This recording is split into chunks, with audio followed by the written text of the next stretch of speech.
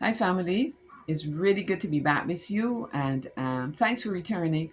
There's a poem that I want to share with you that comes to at the end of our little time together, and we are again talking about the promises of God because we could never exhaust that theme. I thought I would do 10 videos, but anyhow, it'll probably be more than 10. I'll just go until I'm ready to stop.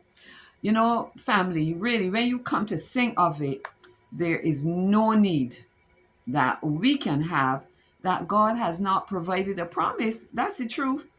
The divine promises are formulated in anticipation of our needs. The needs of those in the biblical times are just the same as ours. I have personally discovered that it is in God's promises and their fulfillment of them that He reveals Himself to us. So you know that He is faithful. You know that He is merciful because He has fulfilled certain promises to you. His righteous character glitters with mercy, compassion, tenderness, and such patience. Have you discovered that for yourself as well? I hope so. Sometimes it could seem so unreal. That's the truth. And this is particularly so when we know that in our brokenness, however that may occur, others may not understand and they could be critical or judgmental in some kind of way, but never God.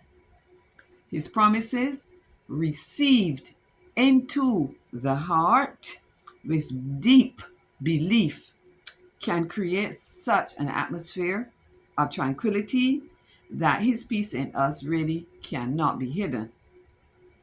I just love the promise, and there are many promises where God talks about giving us his peace. But I like this one, and you're familiar with it because it's from Philippians, where it says, you will keep him.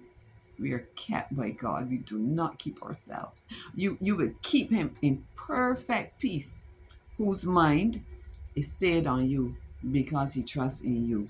Now I'm going to slip into a prayer letter. No, actually, it's prayer letter number 17, which was written in 2005. So I have some words here, and then I flow right into a poem which I love that I had written. So I say, how would a person passing through a valley, leaning hard on the lover of her soul feel?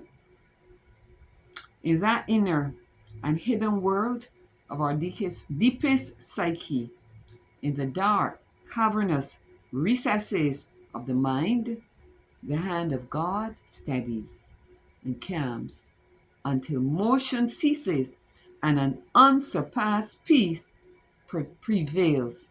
For indeed, and this is nowhere I write about myself, inside of me is like a calm, rippleless lake lying still in the twilight hour.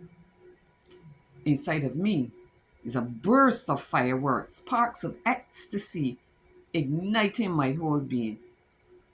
Inside of me is like a feather floating, effortlessly drifting down, wafted by the wind's gentle breath.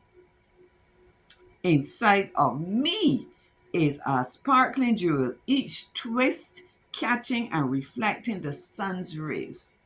Inside of me is like a river flowing in the midst of a desert, a tall, towering tree, majestic in its might, facing the wind, unmoved.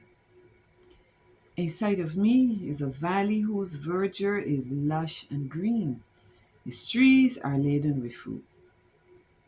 Inside of me is a spring bubbling and buoyant, bursting its banks in sheer excitement. Inside of me sits a little girl snuggled in her father's lap, peaceful, serene, asleep. Inside of me, an impregnable fortress stands, whose thick walls are a shield. Inside of me rises an altar, at whose base I kneel, worshiping, loving, and adoring the one who lives inside of me. All right, no, I didn't copy that point from anywhere. It didn't come from AI or Chat GPT or any of those things, which I would have known nothing about back in 2005 anyhow. Yeah, but the poem is from inside of me.